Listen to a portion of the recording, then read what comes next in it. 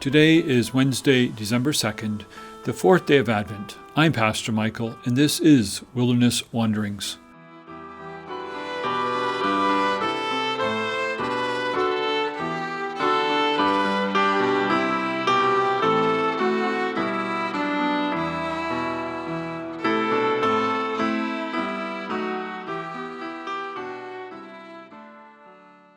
Today our text comes from 1 Kings 19.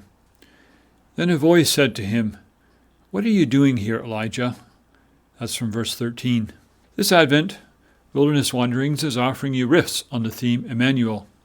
Yesterday, Pastor Anthony invited us to ponder God's question, "Where are you?" Today, I'd like you to consider with me another question God asked. What are you doing here, Elijah? Full disclosure, I love this chapter. Many of us who are pastors can identify with Elijah, and I'm sure many Christians who aren't pastors can identify with him too. We can identify with his discouragement. But more than that, I am fascinated by God's response to his despairing prophet. This comes just after Elijah's literal mountaintop experience with God.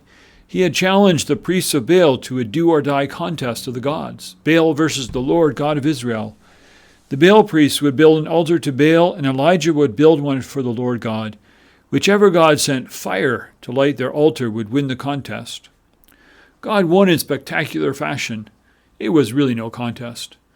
However, when all the priests of Baal are killed, Queen Jezebel wants Elijah's head. And Elijah flees in fear and despair.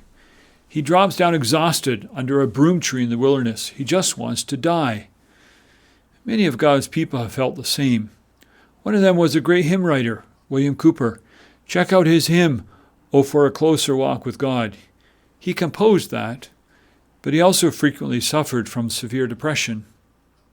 The thing in this story that always intrigues me is God's response to Elijah. God feeds him. Twice.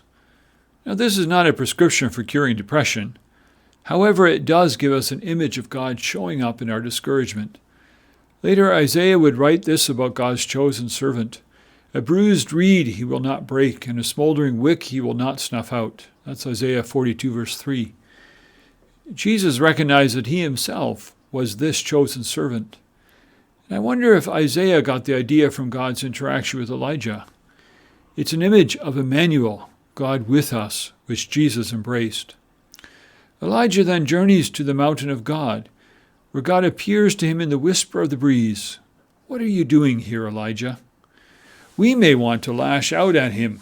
How could you be so discouraged after what God did on Mount Carmel? Of course, there may be some mild rebuke in God's question, but God is gentle with Elijah and sets him back on course. Elijah thinks he is all by himself, that he is done, and God is done too.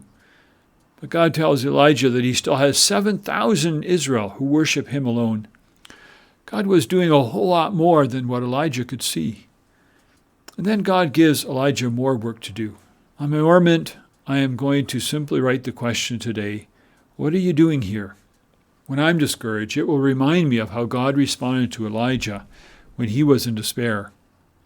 And then ask yourself this, is there anyone whom you can reach out in order to offer them encouragement, whatever form that may be?